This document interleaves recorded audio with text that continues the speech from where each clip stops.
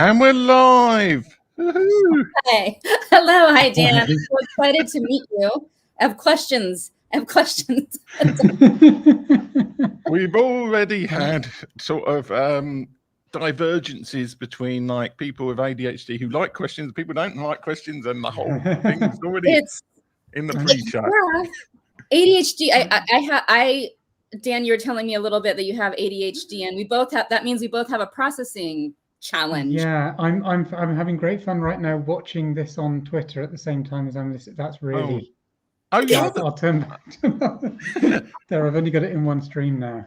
Hi, Tim. Tim Stone is saying hi. Hi, Tim. He said hi, friend. Yeah, we have a viewer. Oh, that's another Tim. That's why it sounds like you're saying hi, Tim. It's not me. I'm not watching my own. He's a previous guest on the show. He does quite a lot of live streaming. He goes live a lot. His Facebook goes live a lot because it pops up on my, like it tells you someone's gone live. So I see Tim Stone going live quite a bit. Anyway, enough of this chitter chatter. Let's try and make the valuable time we have, because I was flattering Dan just before you came on to say he's one of the most interesting people in terms of the breadth of number of things that he's involved in that I know. And I know lots of interesting people. So compliments aside, let's start off with a nice, easy question and just say, like, to anybody who's never met you before, what are all these many subjects that you're kind of involved with? So, starting off with you're not still, or you maybe still are, the World Creativity Champion, or you were. I have been 3 times the World Creativity Champion in recent years. Yes. Yeah. So what do you want me to tell you about? Do you want me to go broad or go deep at this? Well, let's start with broad, because that's traditional. Like, so like if you've got a smorgasbord of things that you're involved in, what are those little options that people could choose from? If we had 3 questions, there is creativity and mental performance coaching in general. So creativity and speed reading, obviously, which we're book people, so that's something that causes a lot of controversy in the book world, because there are a lot of people who think that means I don't take things seriously. So I've been European speed reading champion 3 times. I was many years ago, I was the world intelligence champion, but I'm no longer very clever. So actually they haven't held that for a while. Is that related to alcohol or? So there is all sorts of, there's the mind sports side, and I do memory as well. I'm not very good at memory, but I do. So I teach people memory.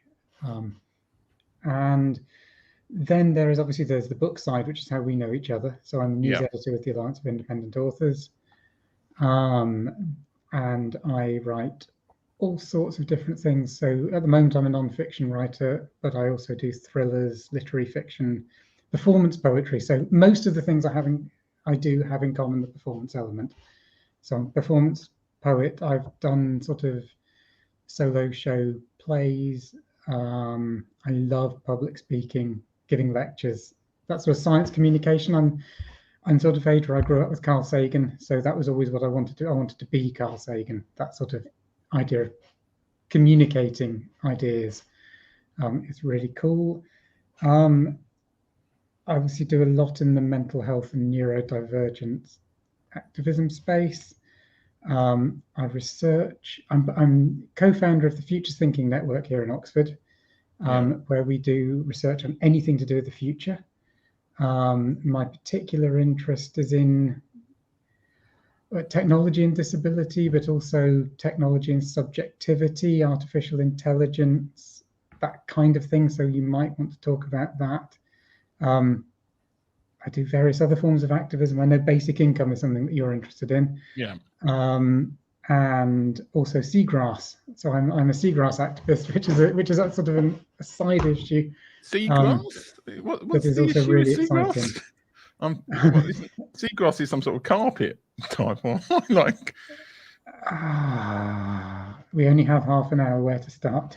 Oh, okay. Well, seagrass is like literally the coolest living substance on the planet. Seagrass meadows are vastly under threat. They actually featured on Attenborough's Green Planet recently, so that was very good.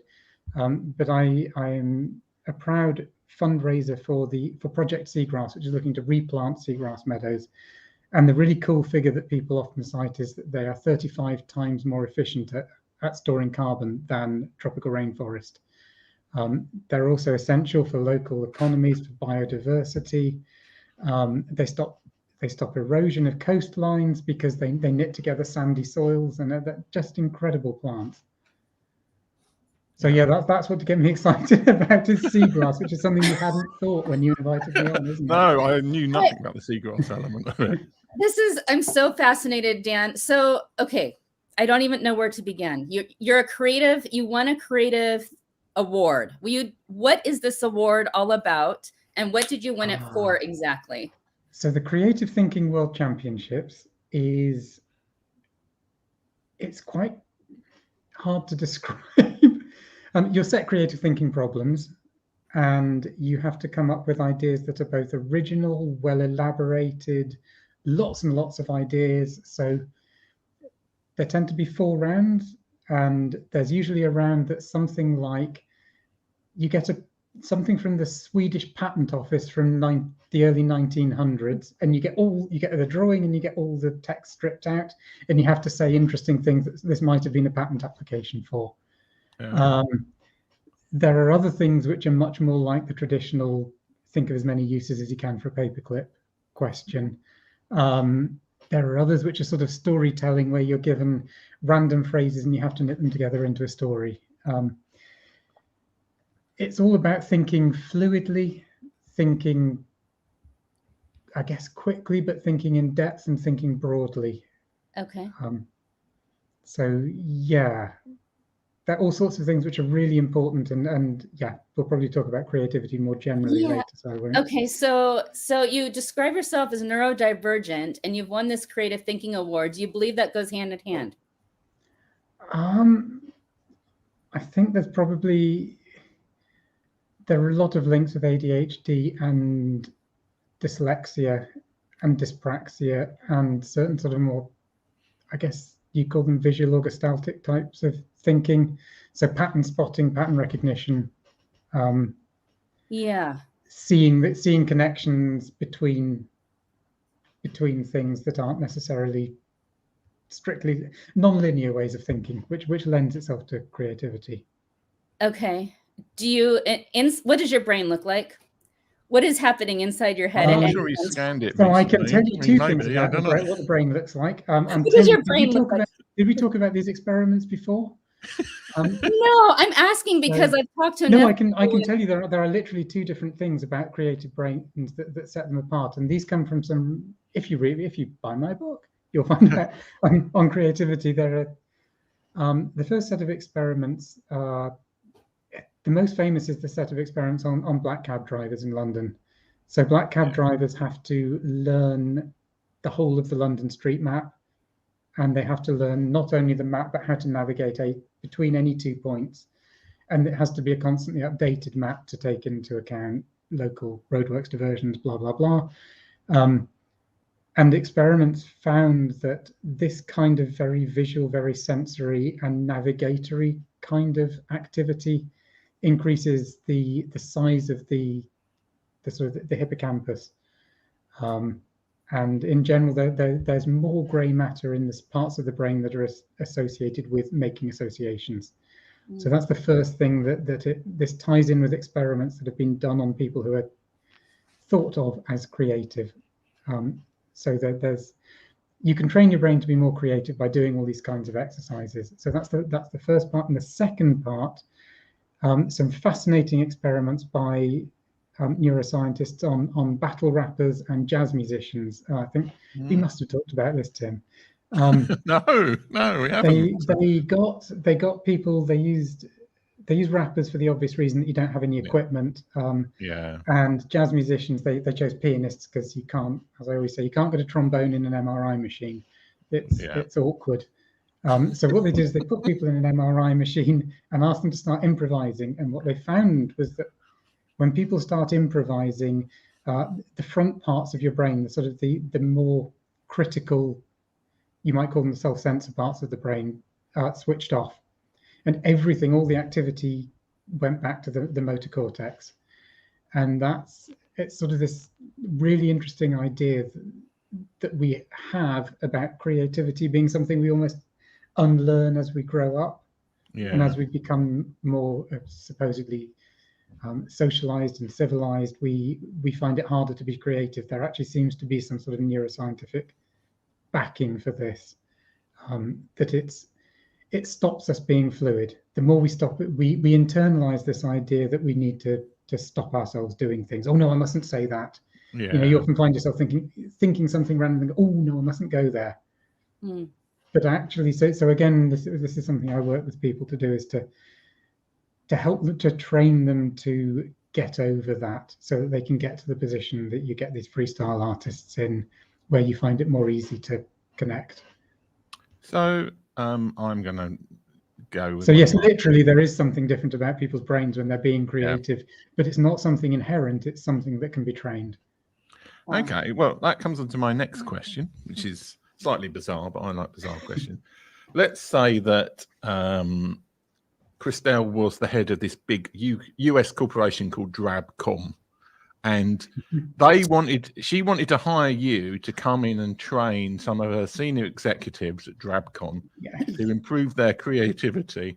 So, and also that she brought you in as a consultant for that company to say, what sort of things would you be telling them in terms of improving their creativity, and what sort of things could the company do in general to make it a more creative company?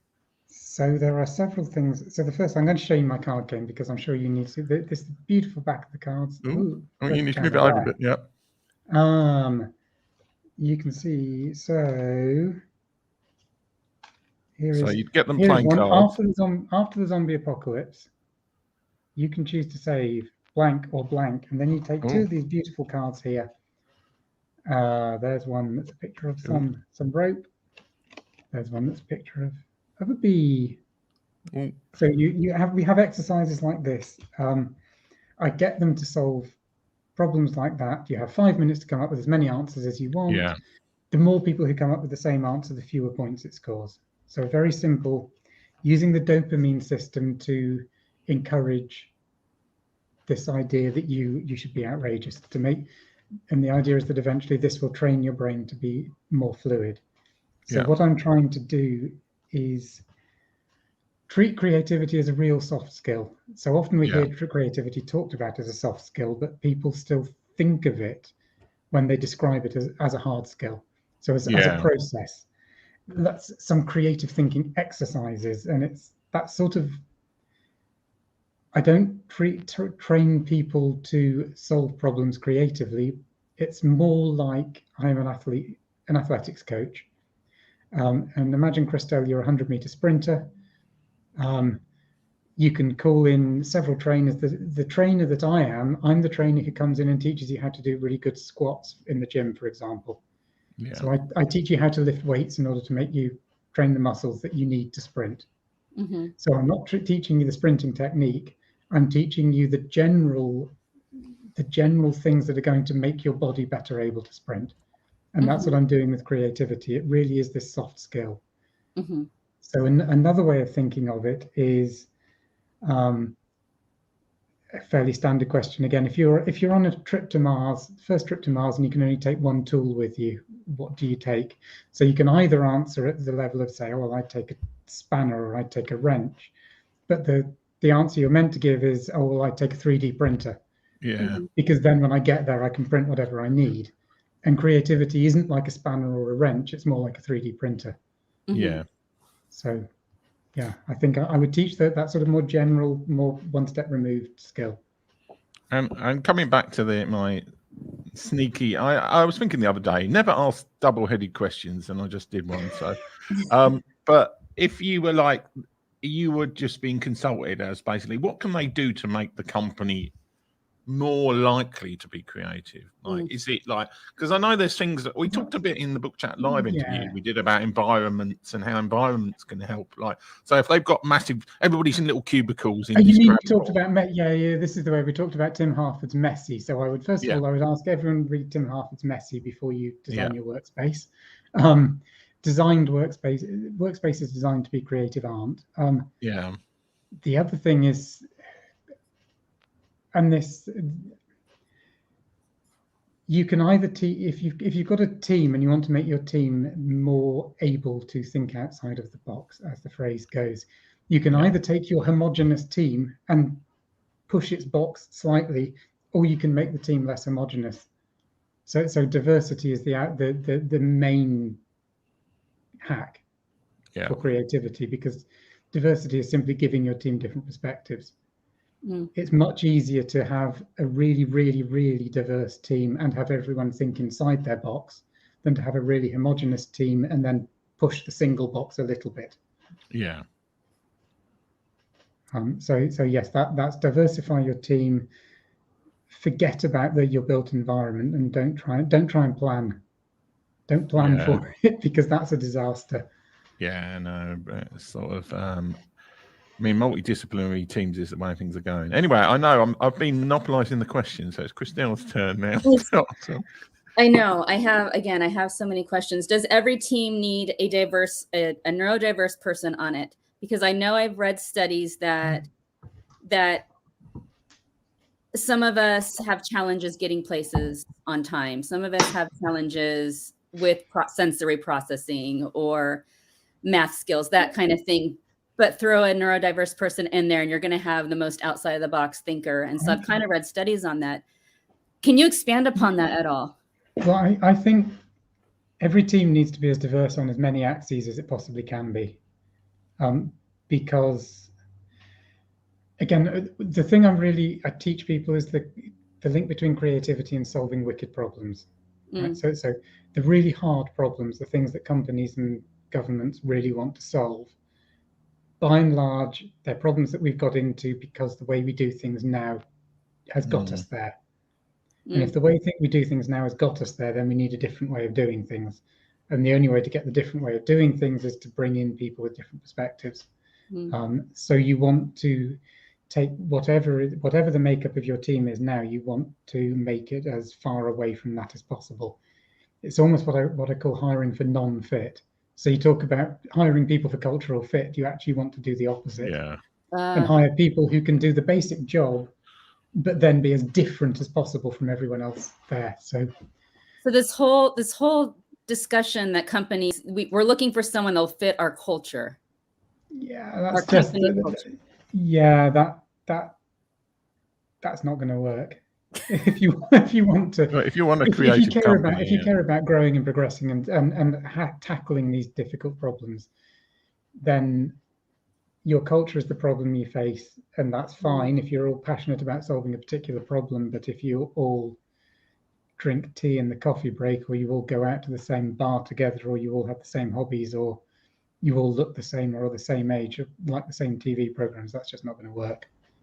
It might make your day at the office more pleasant, but it's not going to make the results of your company more spectacular.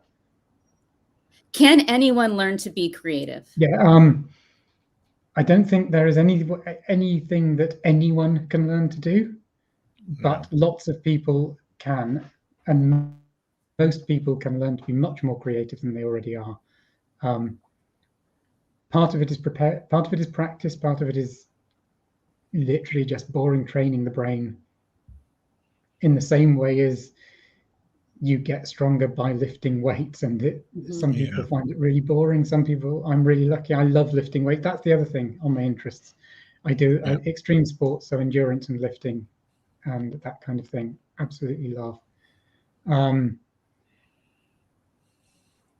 Yes, so yes, it's boring, it's training, but it is very, very doable, because it is literally, it's to do with neuroplasticity. It's to do with enabling your brain to do things it hasn't done before. And that's a question of training it. Yeah. Okay, I'm going to ask you another difficult question, just because I'm kind of sod to do these things. But given that I've written activist down here in the corner as well as author, if you were in charge of the world tomorrow, so all the world leaders suddenly decided that Dan Holloway was going to be dictator of the world for like, I don't know, a year, what are the 3 things that you would like to impose on the world that would fit This your is to make kind the of world activity? better, or things that I'd actually do if I'm being honest. If I'm actually being honest, then it would all Be honest about making it. sure Yeah. that I had it making. Okay, so number one, making sure I had a lifetime supply of the world's best coffee. That's the honest answer. Which is what Dan, do you have a certain coffee that's the best? Have you found it yet? Yeah, I like sort of Kona coffee, Hawaiian. Okay. Hawaiian Kona coffee. I've heard lots of people talk about like coffee. A lot of people say Australian coffee is supposed to be good. I've never had Australian coffee, but then most American anyway, coffees. That's the facetious answer, but also the honest answer. Yeah. It's interesting. There was something on Twitter the other day with asking people, what's the one word that drives your life? And everyone is saying like integrity, justice, equality. And I'm like, no, it's coffee, isn't it? Yeah. It really is. And people give these. It's like when people ask you, what's your greatest weakness in a job interview? And they expect you to come up with this virtue signaling nonsense. And it's like, no, mine is that I probably didn't show up to the interview on time in the first place. Exactly the reason Christelle said. Yeah. So yes, and you're priming me because you want me to say universal basic income. That's definitely one of them. Yeah. The other one, and this is tied in with universal basic income, is what I would call a move towards a truly open access movement. And open access is something that we hear a lot about, but it's used in a very narrow sense a lot. So it's used to mean whether or not you pay for journal articles, by and large, and that's a very narrow version of open access. So the sum of all human knowledge should be freely available to everyone who has an internet connection, is how it goes. But I would like an open access system that addresses the more fundamental questions of giving everyone access to the internet, giving everyone the time and resources and training so that they can use that without having to worry about getting fresh water, without having to worry about safety. Universal free healthcare, because you can't use that knowledge without having all the necessary elements in place to help you do it. And universal basic income is part of that. And that goes back to this idea of solving wicked problems by enabling as many people as possible to contribute. Yeah. So yes, empowering people through open access is, I guess, the real thing, and really building systems that mean it with that. So if I was to be, have you got a question, Christelle? Because I do feel I'm just see me breathe. Because you've still Christelle has got to leave at exactly 1:30 because she'll turn into a pumpkin if she does. This is a fascinating discussion, and I'm hoping when I leave, you don't stop this, because I'm going to listen on my way to work. This is absolutely fascinating. Dan, I want to be your friend. I have so many questions, but I have to ask you about universal basic income. Yeah. Why do you have a passion about this? And I am, just to let everyone know, I am going to have to step out, and I'm going to go into my car and I'm going to listen further. Why is your passion universal income? I'm fascinated by this. It's a very easy and quick solution to what I guess I would call the bandwidth problem. So the bandwidth problem is there's a fascinating book called Scarcity. I don't think that was on my list, was it, when we spoke? No, it wasn't. No. By Shafir and Mullainathan, that makes the case. It sounds really crass the way they put it, but it's that poor people don't make bad choices because they're irresponsible, but because they have a lack of money, a lack of cash, not a lack of character. Yeah. And so the impact on people's bandwidth of not having basic security, basic financial security, takes away your mental capacity to think of huge amount of other things. I think in terms of IQ, it has an impact of about 14 IQ points. It can, if you're busy worrying about how you're going to put food on the table and how you're going to keep a roof over your head, then you're not busy trying to work out how to stop global warming, how to clean the oceans, how to cure malaria, for example. So there are all sorts of reasons why this is a very simple win for, if we really want to unleash a whole untapped pool of potential. Yeah. How do we, this is a very big question, I realize. How does this even happen? How do we even go about a universal income? Is it even possible? There are lots of different, so it's been tried in local areas through a variety of different means, either through, so some of them are windfalls on means of production. So you have examples in Alaska and various parts of America and Europe where unusual revenues are used to fund it. So where a state is rich in something, whether that's oil, or I think there's a place where they use casinos to fund it, isn't there? And so there are counties in, it's either Dakota or Nevada. It sounds like it's Nevada, which means it's probably not. Where they use casinos to fund a basic income program. You can use it through taxation. So you simply have a very, you take away, you tinker with the taxation system,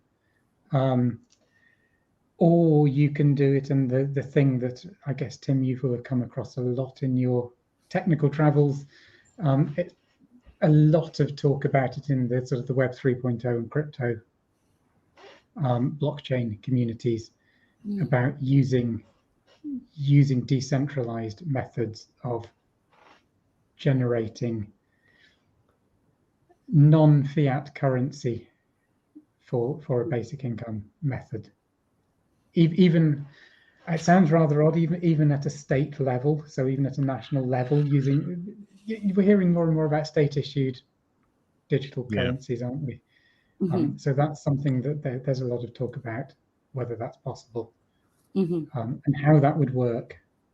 And there are obviously lots of issues around whether it's possible to, reasons why it's a good and bad thing to use blockchains to do stuff. Whether it's environmental reasons, which are sometimes overplayed, or whether it's the simple technical fact that lots of the world's computing power is in private hands. Or in state hands, and therefore maintaining it as a decentralized mechanism is difficult.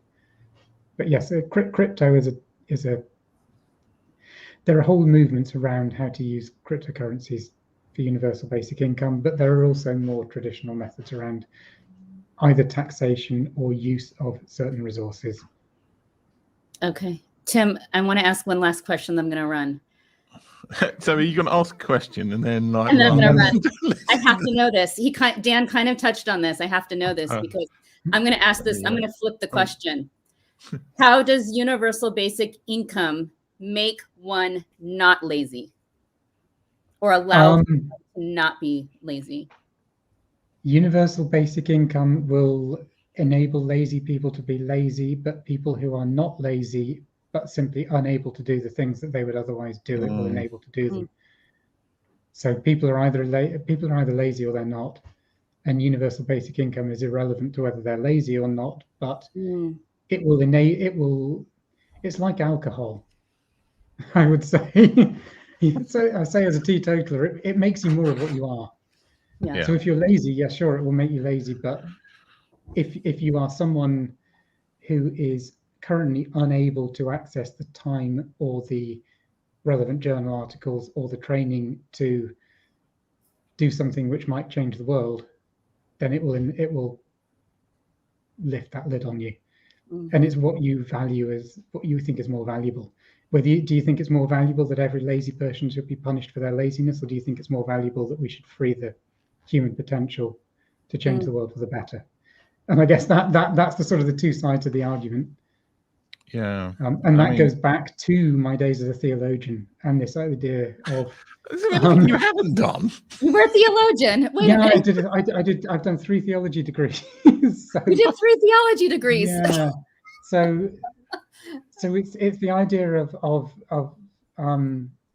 loving your neighbor.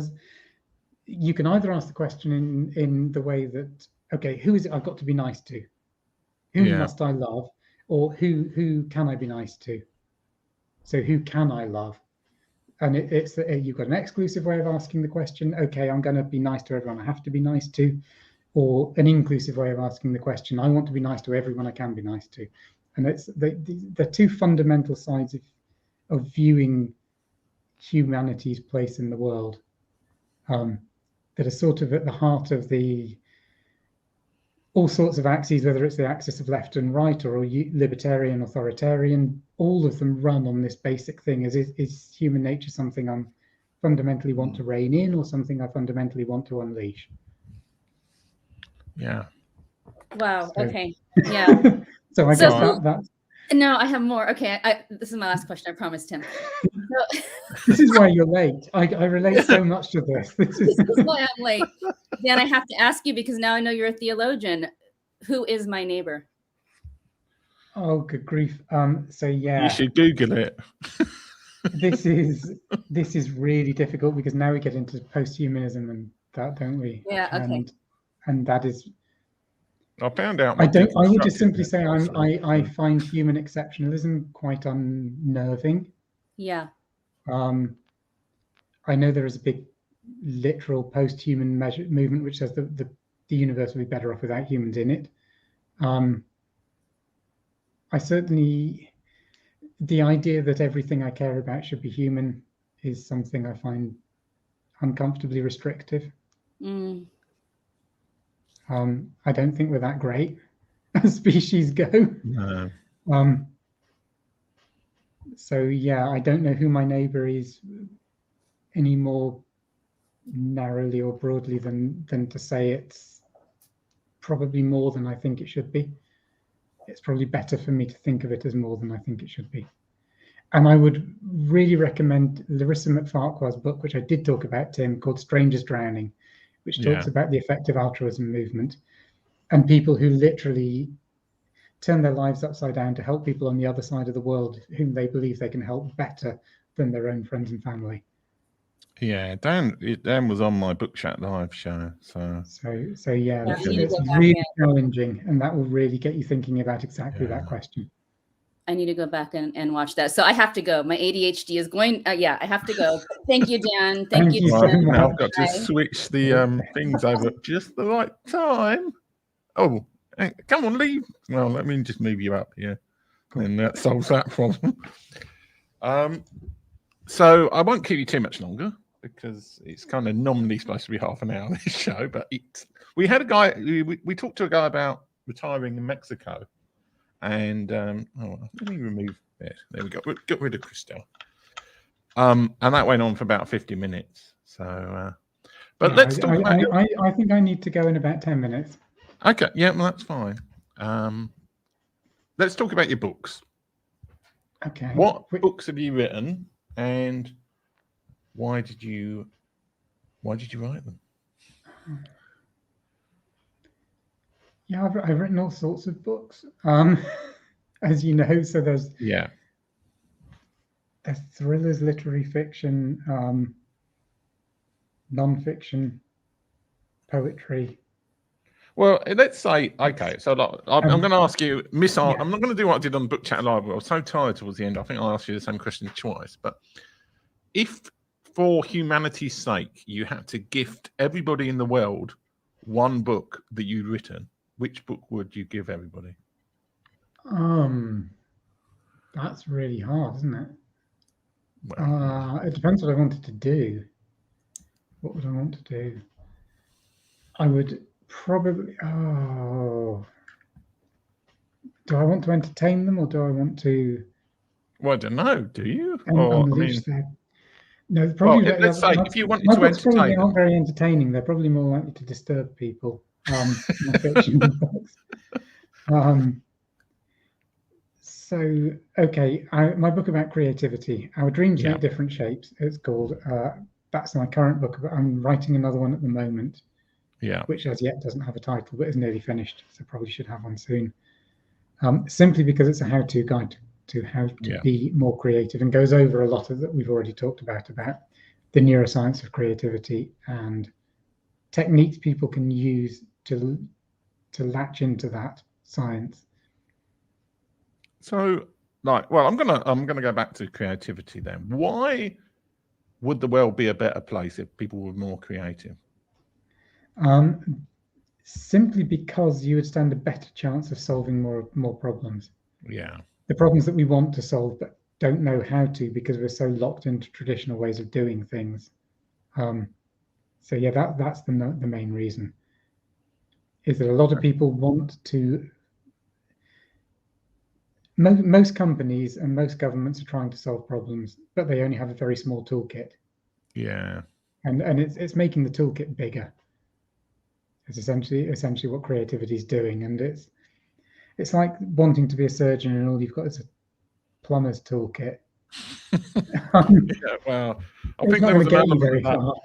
Yeah, during the COVID crisis, it's like, oh, So, what have we got? Oh, we got this lockdown hammer. Oh, we'll just use that. Okay. So yeah, it's expanding the toolkit for people who want to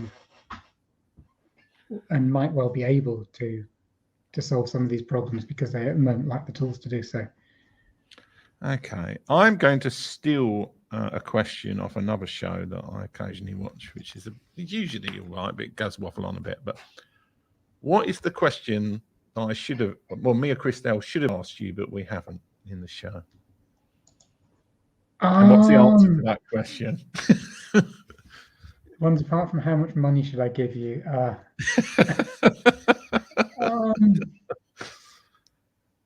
Well, what are we not talking about that we should be talking about? What you should. Okay, so we've talked about a little bit about open access. We could maybe talk about. I like talking about something more about open access and the importance of. I guess we're authors. We should be talking more about open the really difficult conversation, open access copyright. Yeah. Because it's easy to talk in the abstract about things that feel as though they're decisions for governments, things that feel as though they're decisions for corporations. A lot of authors will nod sagely and say, yes, what a good idea. But people get really twitchy when you start bringing open access down to the level of copyright and so on. Yeah. So I think you could ask me about that. You could also maybe ask me about what I think about technology and the future, and whether I'm positive or optimistic or pessimistic about such things. Okay, well, we've run out of time, so I'm guessing the answer to that is, well, maybe if I just ask you, are you positive or negative about the future as regards to technology? I am both ends of that curve. So I'm incredibly optimistic and incredibly pessimistic and very little in the middle. I'm very optimistic for the possibilities of technology, very pessimistic for the structures that might end up hijacking them. This came down to what we talked about with crypto and so on, that there are lots of things out there that have immense potential to do vast amounts of good, provided they aren't hijacked by large structures who have no interest in doing good, not necessarily interested in doing bad things, just not interested in doing anything that's disruptive for good, but just interested in keeping things ticking over. And because I think we are at a stage where there is too much emphasis on things. We think of history as too much of a continuous thing, and we're in danger of seeing it then suddenly drop off a cliff and going, we didn't see that coming. When there are people out there who are literally telling you it's coming. So I'm very, very optimistic about the potential of technology and very pessimistic about the probable outcome. Yeah. Okay.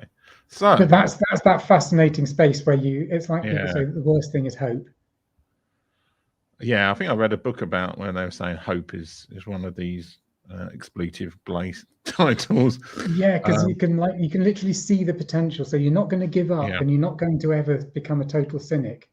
Yeah. But you know that you're probably never going to get there. So you feel like you're Wile E. Coyote almost. Right.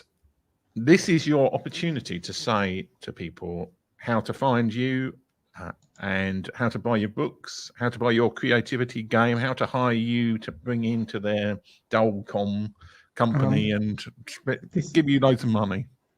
This is really, this is where I always wish I had an easy to spell name. Rogue Interrobang. That's where to find me. So rogue as in rogue, Interrobang as in the punctuation mark. Yeah. Well, if you give it, I mean, I have seen you use this name, and I probably should have put it up on the web. I have got a website attached to the QR code on here. So if you tell me afterwards, I'll put a link to it on there, and people might actually be able to find it. RogueInterrobang.com. Yeah. So nobody's gonna remember that. If you start typing it into Google, you'll find it very easily. Ooh, yeah. Because it's a very unusual name, so that's the advantage of it. And we've got a comment saying, where is Christelle? Christelle has left to go to work, but she was here for the first half of the show, so she's not been relegated or anything. She's still around. Right. Well, thanks so much for being a guest, and Thank you, Tim. That was fabulous. And now we've got the most viewers we have. Oh, we should just move the show half an hour later, probably. It's like that's the way. So people are commenting on Twitter, which is great. Yeah. So this is where I always struggle with the outro of every show I've had. I just can't. Even though I've got an outro thing I can just play, I'm always like, oh, should I say goodbye to everybody? Should I say? So you should do a mic drop. Yeah, it's like. But then you break your kit. That's why you don't do a mic drop in real life, because people who do a mic drop, they don't actually own the mic. Well, yeah. Well, you need a fake. You know, those fake toy mics. Yeah. I know there's 1980s ones that look like a pencil or whatever. Yeah. Anyway, it's been great talking to you today, and you could hang around after the show if you wanted to, but it sounds like you've got stuff to do. I need to dash off back to the wonderful world of higher education, Tim. Oh, okay. Well, thank you for being on the show. Thank you so much. Thanks for the people who are watching, and I'm going to play the outro now. Everybody. Thanks a lot, everybody. Be more creative. Be more diverse. Yeah.